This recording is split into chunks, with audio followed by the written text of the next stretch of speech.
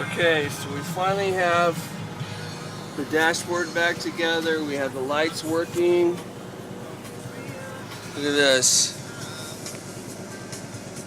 As far as we know. But now we've got two issues.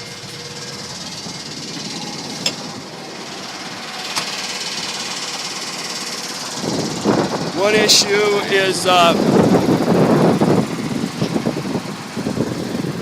we have a throwout bearing going out in the driveline.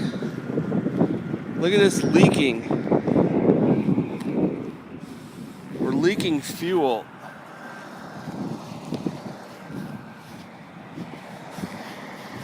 That's not good.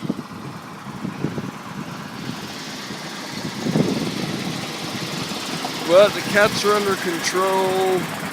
We're having lots of fun.